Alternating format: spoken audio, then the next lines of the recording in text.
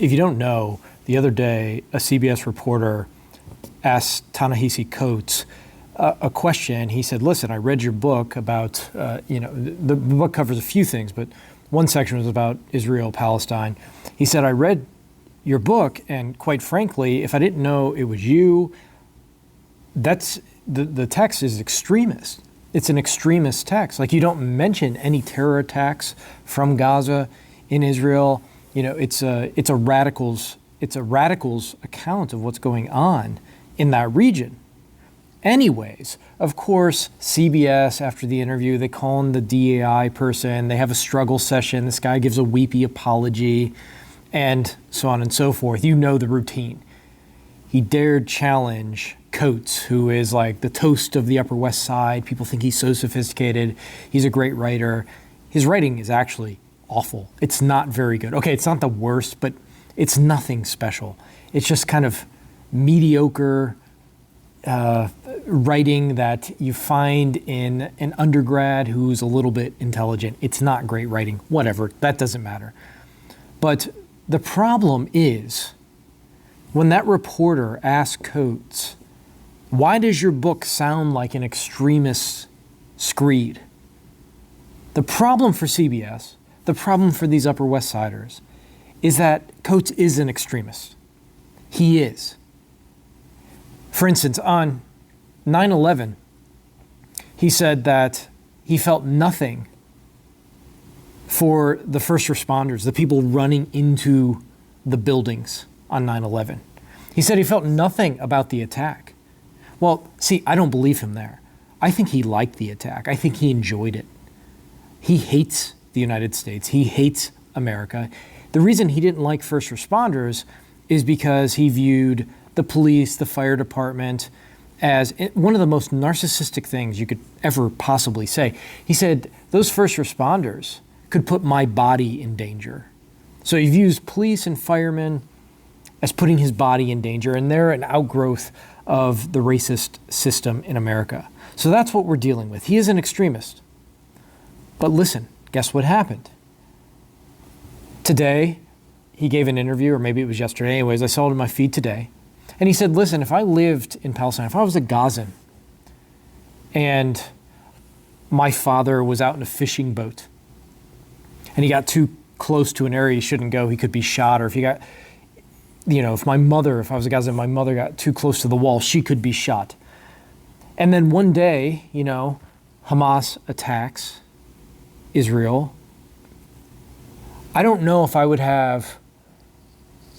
could stay back. I think I would have went through the hole in the wall and went into Israel.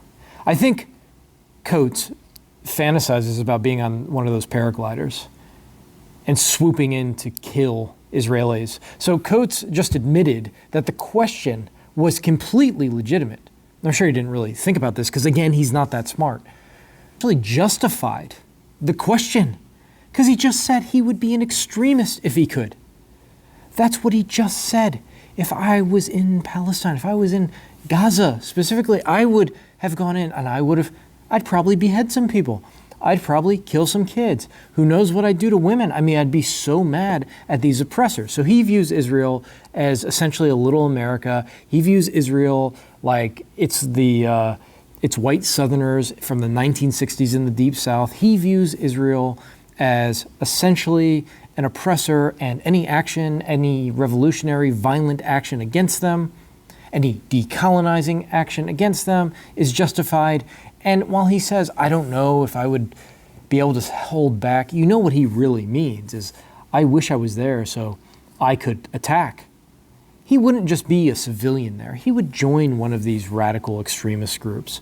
And anybody who's been around the woke, as well as I do, that a lot of the woke, not all of them, but a lot of the woke just underneath the surface, you've felt it, you've noticed it.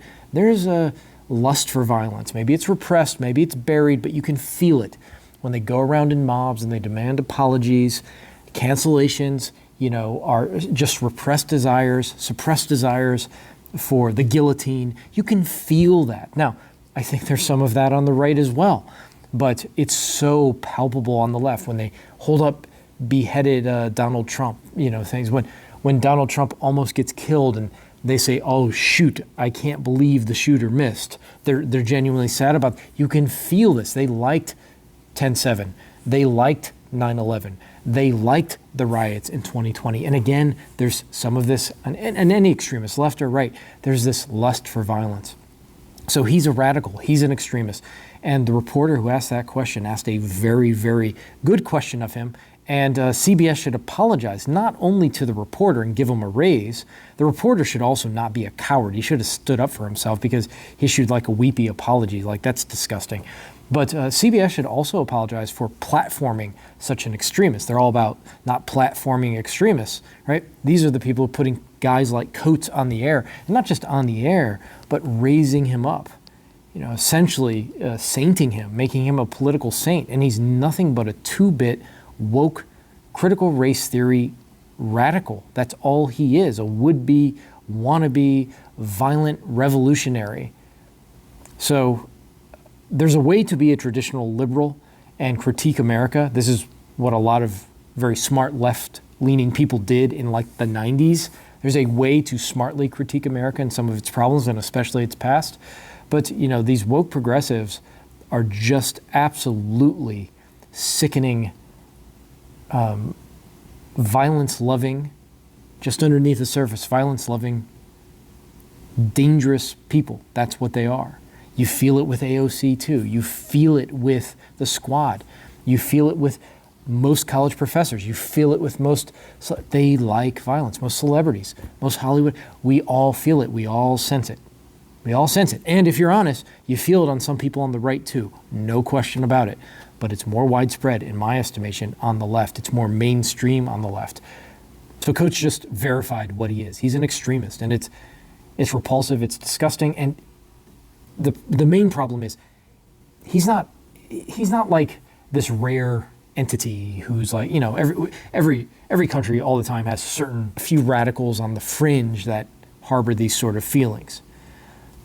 But the problem presently in America is, especially on the left, it's not too rare. I don't think it's the bulk of Democrats who want violence at all, but I'd put that number at 10-15% for sure.